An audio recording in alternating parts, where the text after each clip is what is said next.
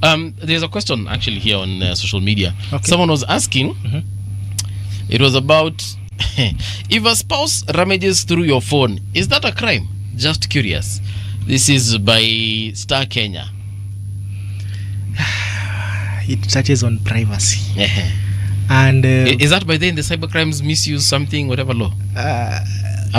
Okay, so with that, I think they would have maybe our lawyer can maybe support or oppose me. I've never seen a privacy act for couples.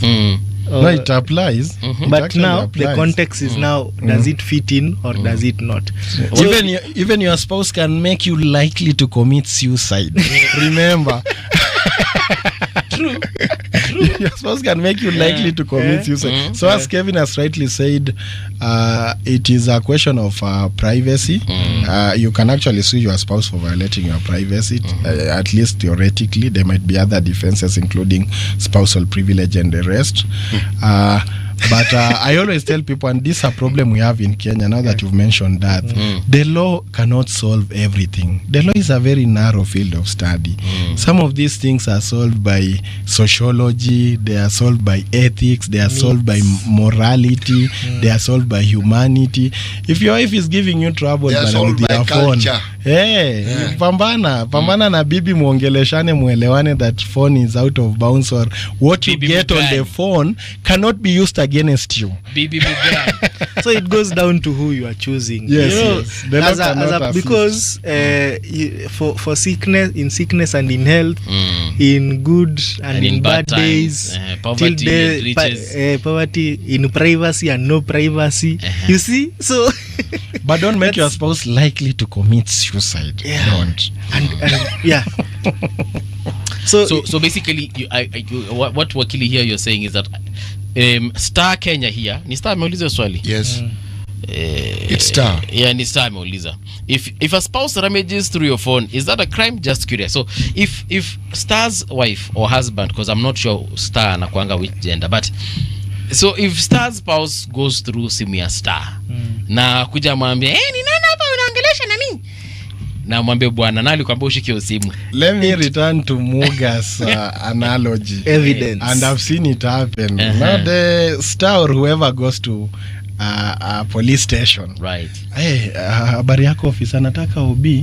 Bibi yangu ameangalia kwa simu yangu. Wewe kijana, acha ujinga. Mambo ya nyumbani, enda muongee nyumbani. Hiyo ujinga usilete hapa. Wewe peleka ujinga, sina kazi ya kufanya. Peleka ujinga yako. Bibi amekukalia. Bibi anakupiga.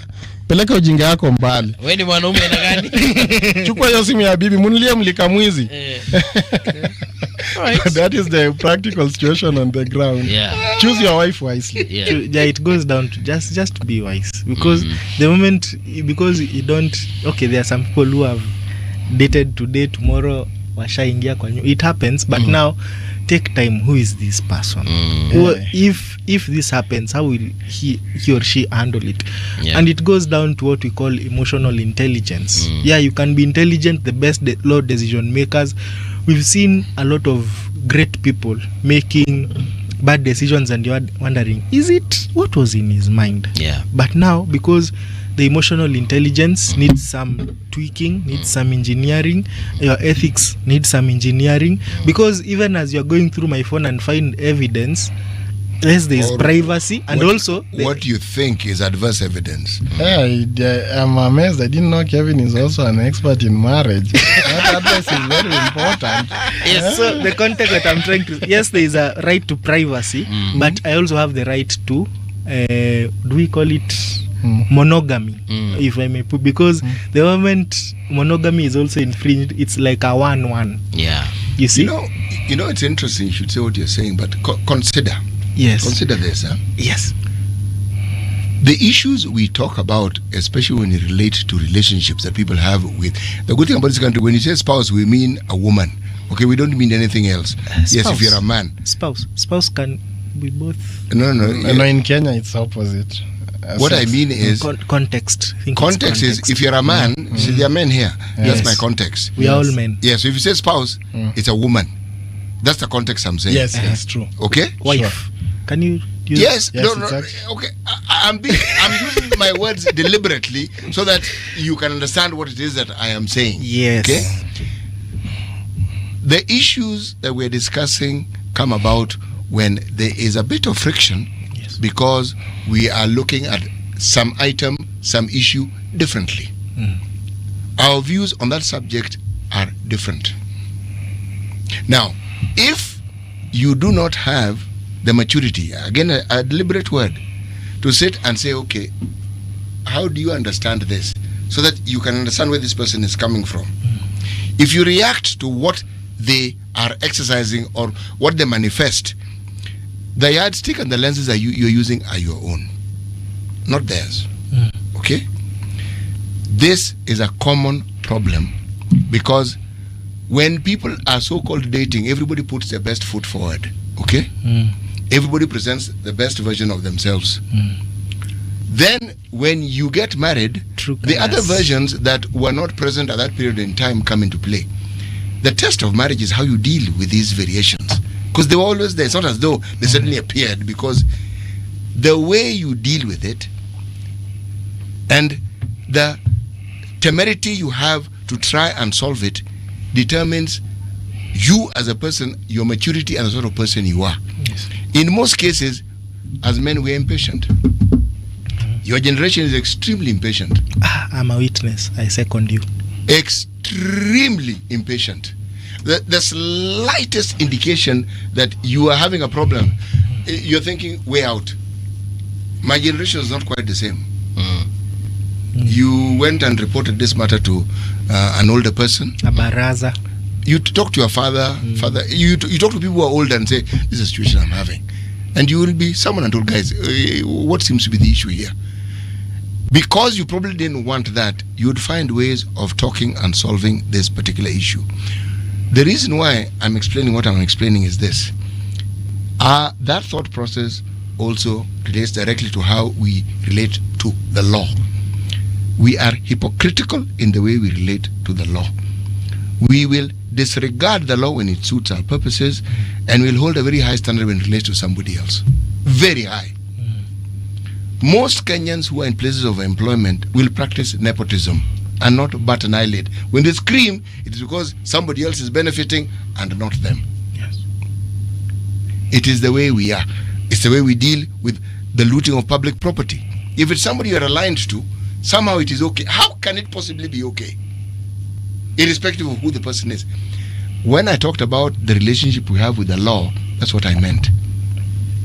We ourselves do not hold fidelity to the law. We do not have a relationship or a pact with the law where we try as much as possible to adhere to it. So when you adhere to it, that's a direct act of patriotism. But we don't. For some objective. People like Levi have more work than they've ever had in their lives. They have a lot of work, believe me. Because discussing a problem and solving it, lawyer. Well, he's here, ask him if I'm lying. People want them to resolve. This fellow is going to go to the law. And that problem may not necessarily require the law. Like Star. Yes, it does not require the law. But you've gone to him. So there's privacy and there's right to. There's the rights that when we signed to the Attorney General the letter, there are some responsibilities that we people don't want to be honest. By the time your wife is busybody looking at your phone, she has insecurity issues, and some of them are related directly to you. Before she married you, there's a way in which you conducted your life, and she has not forgotten. She was probably married out of 3 women you're seeing at the same time. So she's confirming that the other two, not secure. The other 2 are out of the picture.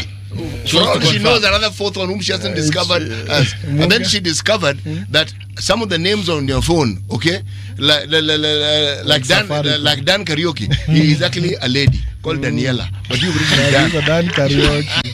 But that checking stems from the fact that legal fact, again ironical, that he who alleges must prove. You see a couple, bibi anauliza bwana, I know you are cheating. Mtu anakuambia let her prove.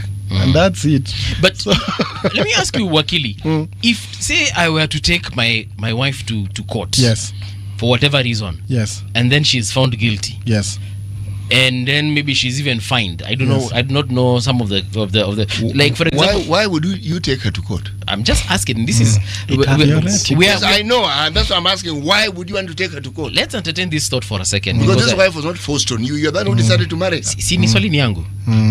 Okay, sawa. So I've reported my wife to the whatever. We are in court, and then she's fined 1 million bob or a 6-month jail term or both. So now watoto hapo, unajua hiyo ni divorce roho safi. Wacha hivyo, utalipa hiyo kitu. I saw a very interesting case recently, like 2 weeks ago. It is now becoming common where there is a court called small claims court, where now spouses are taking each other for debts. I left it at deposits and landlords. So it is now in relationships. Spouse anasema nilikopesha bwana yangu 1,100 hajalipa. So it has become a common phenomenon. I read a very interesting decision recently where the court said sawa, tumekubali mzee anakuwa hii pesa, but so long as the marriage subsists, you cannot recover this money. Wait until you divorce. The day you divorce, you can recover the money. For real? So really? Some of these things have issues because it stems from a fact that that money was not really proven to be family money or individual money. So those issues arise. Like now when you're trying to sue your spouse, you'll have problem with something called spousal privilege, where evidence from your spouse has some interrogation and challenges, but theoretically it's possible. Because if let's say she lent me 100,000 bob, so I've paid rent, paid the schools. Bro, you are started with $1 million. Why did you reduce it to 100,000? No, I want to make it practical a bit, so that others can also relate. No, listen, 100,000. Okay, let's move it. So I've borrowed 100,000. Yes, she gave you. Yes, she gave me. I was like, hey babe, kuna venye I need to give me 100k. So 100k I have paid probably for rent, school fees. I paid. Mzee is looking at you at a very critical. I paid for all these expenses hapa, nikalipa mfanyikazi, ushago, kuna kitu nilikuwa nalipa. Then sasa nipeleke kotini, niambie judge, but alinipatia pesa na tumeitumia tu kwa nyumba. Sasa alinipatia nikapeleka Sabina Joy. Is that, can I get away with that? Actually, no. I remember there's a time I was in some police station in Nairobi late at night. Then a lady came in and said he wants to record an OB. Then the police asked, what is the problem? And the lady simply says, huyu ni bebu wangu, bebu wangu amenikon. Unaona nashtuka vitu zinafanyika city. Shtuki. The reason why this discussion is interesting is because it tells you about our collective psyche, how we handle things. Yeah. And then there's a group of people who represent 70% of our population. 70, Yes, 70 plus actually. They are the ones who are ensconced in this thinking more than even my generation. Now, when you have a situation where you don't pay attention to details, a lot of things are going to pass you by. Completely. Very true, sir. There are a lot of things that you can actually forestall.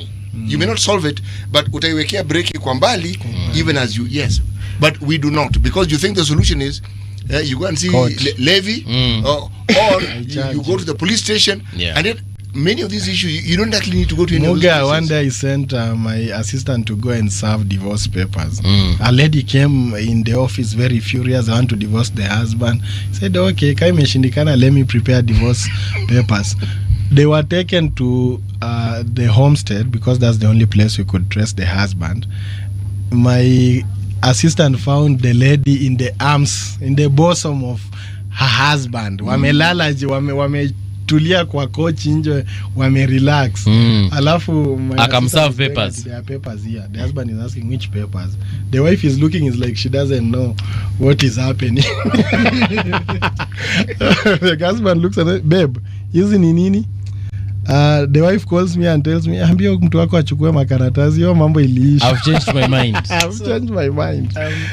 I think it's high time that from wherever we are, it goes down to ethics. Okay. Yes. It goes down to ethics. And I'm happy with the way he has said that not all 101 cases can be resolved.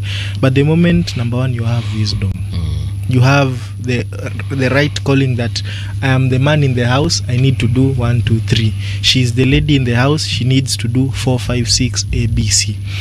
Yes, there may be conflicts because of challenges in life, but now, do we have the strength to hold on together? Okay. Do you have the strength to strategize? Do you have the strength to sit on the same table? Because sitting on the same table, husband and wife, maybe sometimes is a challenge. One goes to that corner, the other one to that corner, but when children come along, it's all smiles and games. But when they go to bed, and Again, everyone goes to their corner.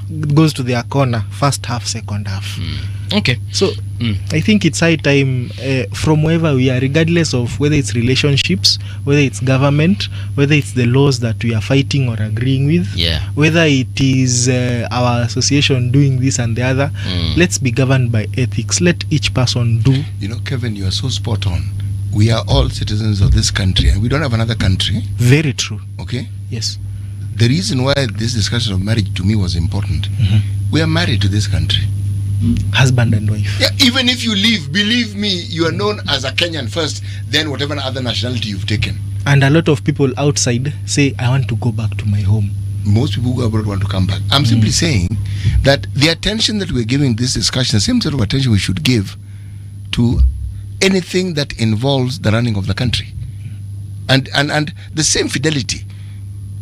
And apply the same measure, because you realize you don't want this thing to go to the dogs because I live here. But at the same time, I'm not putting up with this nonsense that I'm seeing these guys are putting. Yes. So how do I go about it? Especially somebody whom I've elected and should be working for me and they're not doing it. These are discussions that we must have ethically and honestly, as you've suggested. Because if we don't have them, we may not have a country. Yeah. People who have not adhered to some of these things, we just look around us. With the exception of Tanzania, all our neighbors have had some really very serious problems, genuinely serious. And we fail to see that we have a uniqueness. With all our 40, how many are we? 45 tribes, or how many are we now? 44. 44. We actually have a formula of working together, despite all these problems that we are told are difficulties. And the people who bring about these things are these fellows we've elected. They are the ones who, with every electoral cycle, they take us back. We want to move forward. In the 4 years before the election, we do fine. We get along fine. Then we allow, forget them, we allow them to bring this between, and they start with the clans, then they move to a higher level, then they make it tribe. We allow it. This is my position. We allow it. And so long as we allow it, we are going to be discussing and talking about how terrible these people are. It's more of, we need call to action. We need call to action from the ground to the top.